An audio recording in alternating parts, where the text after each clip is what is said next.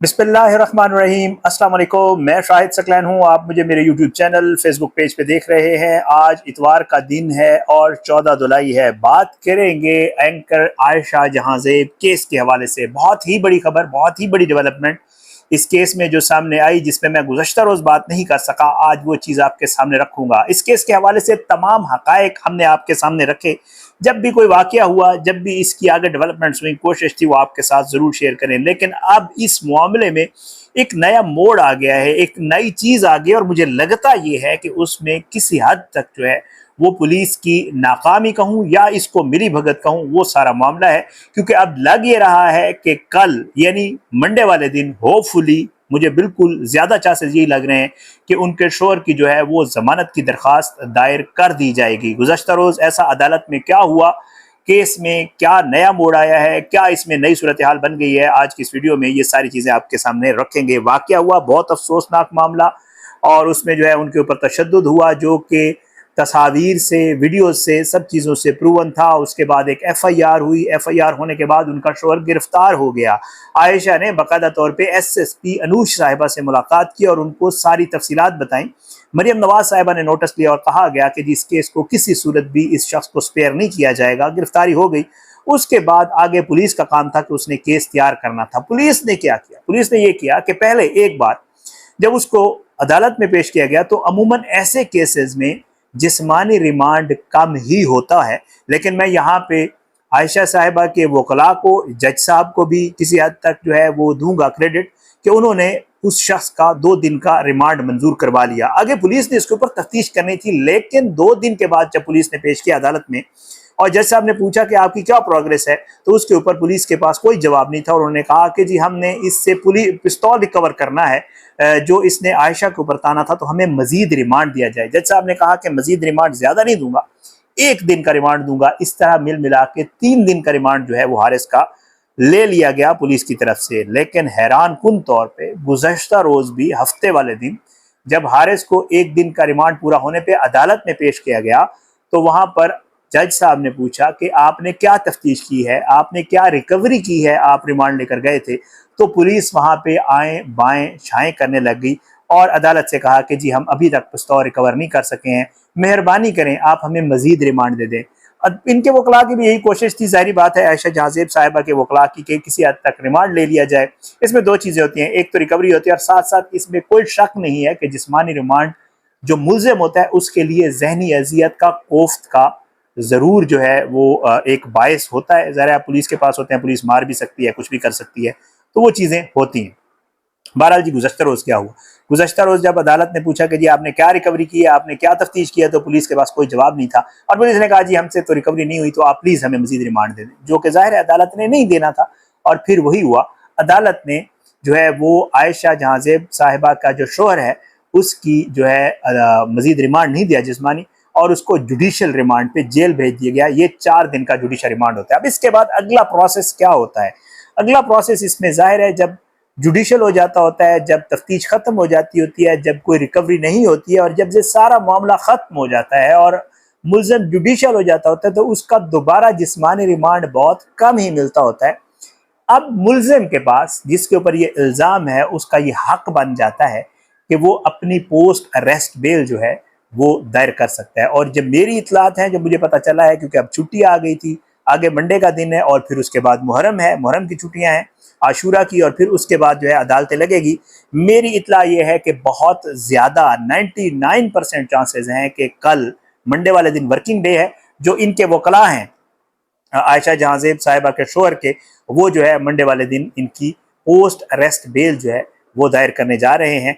और जो इसका प्रोसेस होता है वो यही होता है कि जी अदालत जब पोस्ट अरेस्ट बिल इसमें दाखिल होगी, तो अदालत जो है वो पुलिस से केस का रिकॉर्ड मांगेगी, पुलिस रिकॉर्ड पेश करेगी। ज़ाहिर है जैसे मैं आपको पहले बता चुका हूँ कि जी मंडे को वर्किंग डे है, ट्यूसडे वेंसडे को जो है इसमें काम वर्किंग डे नहीं है। थर्सडे फ्राइडे की डेट मिलेगी, या मे बी उससे अगले हफ्ते की, जो भी पोजीशन है अदालत ने देनी है। ज़्यादा चांसेस यही है कि थर्सडे की डेट मिलेगी और उसके ऊपर पुलिस अपना रिकॉर्ड पेश करेगी। वकला के दलाइल होंगे 1 या 2 पेशियों की अमूमन तो उसी पेशी पे ही या उससे अगली पेशी पे ये होता है कि जी जमानत हो जाती होती है। अब मुझे यही लग रहा है कि आयशा जहां ज़ेब साहिबा का जो केस है, उस उनके जो हस्बैंड है उनकी जमानत नेक्स्ट वीक, जो कमिंग वीक है, जो अभी कल से शुरू हो रहा है, उसमें या उससे अगले आने वाले हफ्ते में उनकी जमानत हो जाएगी और वो बाहर आ जाएंगे। अब ये मामला तो यहाँ पे है। अब जो चीजें पहले जरा बहुत हाइप क्रिएट कर गई थी, मरियम नवाज साहबा ने नोटिस ले लिया था, गिरफ्तारी हो गई, हिना परवेज भट्ट साहिबा आजकल विमेन प्रोटेक्शन की उनको वो बना दिया चेयरमैन, तो वो भी एक्टिव हो गई थी। अनुष मसूद साहबा ने भी उनसे मुलाकात कर ली, आयशा को यकीन दिलवा दिया।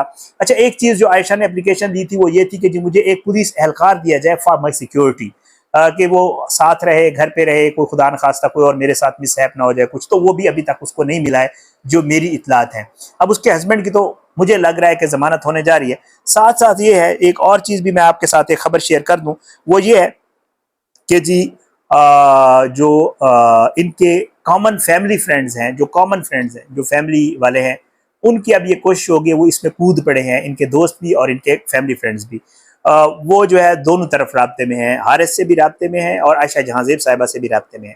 कोशिश उनकी क्या है? कोशिश उनकी ये है कि आप दोनों मिलकर, आयशा जहां ज़ेब साहिबा और जो हारिस है, ये दोनों मिलकर इस मामले को खुद अफहाम और तफहीम से फैमिलीज के अंदर बैठकर सॉर्ट आउट कर ले। वट एवर, आयशा नहीं रहना चाहती, खुला लेनी चाहती है, इट्स गुड। बच्चे अगर बाप के साथ नहीं रहना चाहते, तो जो बीच के फ्रेंड्स हैं, जो कॉमन फ्रेंड्स हैं, जो फैमिली वाले हैं, उनकी ये कोशिश है, मुझे पता चला है कि वो अब बीच में कूद पड़े हैं, दोनों से मुलाकातें कर रहे हैं, दोनों से मिल रहे हैं, और इनको ये कहा है कि इस मामले को बजाय इसके कि आप मीडिया, सोशल मीडिया के ऊपर इसको करें या पुलिस में ये मामला जाए, अदालतों में जाए, इससे बेहतर यह है कि इस मामले को खुद से सॉर्ट आउट कर लें और आपस में ही इसको जो है वो सॉर्ट आउट कर लें।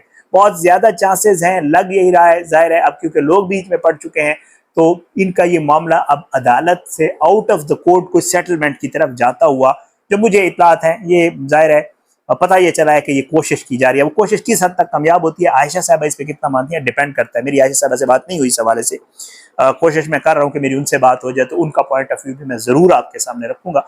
बट ये है, कोशिश की जा रही है। मेरी इतलात यही है कि जी ये मसला जो है वो आउट ऑफ द कोर्ट हो जाए सेटलमेंट, और हारिस जमानत पे बाहर आ जाएगा। उसके बाद ये केस आगे चले ना चले, खुला का मैं आपको बता चुका हूँ, आयशा साहबा डिसाइड कर चुकी हैं इस शख्स के साथ नहीं रहना चाहती। जो आखिरी मेरी इतलात थी, जो मुझे इन्फॉर्मेशन मिली थी, मैंने आपके साथ पिछली से पिछली वीडियो में शेयर की थी, या पिछली वीडियो में, कि जी वो खुला दायर करने जा रही हैं। अब वो आगे दायर करती हैं नहीं करती हैं, ये आने वाले दिनों में कोर्ट्स की छुट्टियां हैं और इसके बाद ये सारी चीज़ें खुलकर सामने आ जाएंगी। इंशाल्लाह जो भी चीज़ आपके सामने आएगी वो ज़रूर रखेंगे।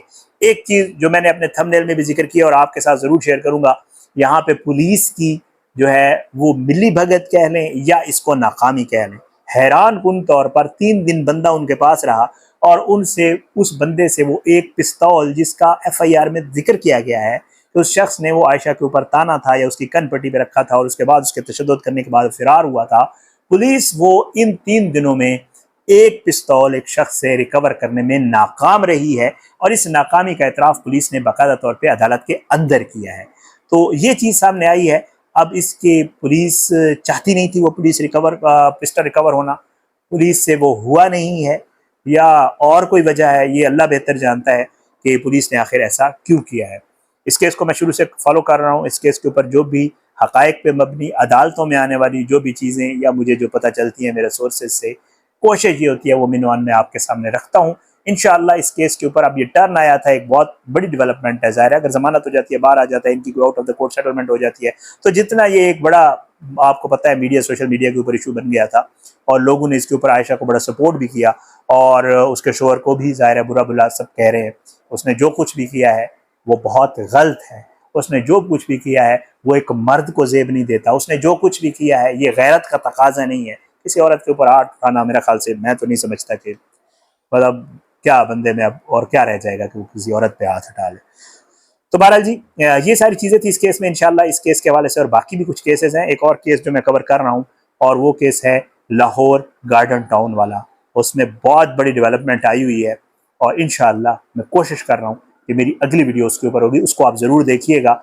उस केस में भी बहुत चीज़ें तब्दील हो चुकी हैं। मैं इंशाल्लाह कोशिश करता हूँ अगली वीडियोस पे करूँगा, आपने वीडियो भी ज़रूर देखनी है। कोशिश यही होगी इंशाल्लाह इसी तरह जो चीज़ें सामने आएंगी वो आपके साथ ज़रूर शेयर किया करेंगे। अपनी दुआ में याद रखा करें, सबके लिए दुआ किया करें। अल्लाह पाकिस्तान का हामी नासिर हो। इसके खिलाफ साजिशें करने वालों को नस्ल नाबूद करे। अल्लाह ज़ालिमों को इबरत का निशान बनाए, मजलूमों को इंसाफ मिले। आप अपनी दुआ में हमें याद रखा करें। आखिर में दरख्वास्त है कि अगर आपने अब तक मेरा यूट्यूब चैनल सब्सक्राइब नहीं किया, मेरे यूट्यूब चैनल को सब्सक्राइब करें, बेल आइकन को क्लिक करें ताकि जब मैं वीडियो करूं तो आपको नोटिफिकेशन की सूरत में मिले। और जो है साथ में आपने ये करना है कि मेरा फेसबुक पेज है, वहाँ पे आप जो है नहीं वो कर रहे, उसको भी फॉलो करें, लाइक करें, वीडियोस को लाइक शेयर करें। फीडबैक जो है कमेंट्स की सूरत, सोशल मीडिया मैसेजेस या डायरेक्ट मैसेज की सूरत में ज़रूर दिया करें। मेरे लिए बड़ा मैटर करता है और मुझे बड़ी खुशी होती है जब मुझे कोई तसहीह मेरी करता है। तो क्योंकि सीखना तो सारी ज़िंदगी हमने सीखते ही रहना है, हम तालिब इल्म हैं सारे। तो इंशाअल्लाह अगली वीडियो मुलाकात होगी, लेकिन बशर्ते ज़िंदगी। पाकिस्तान जिंदाबाद। अल्लाह हाफिज़।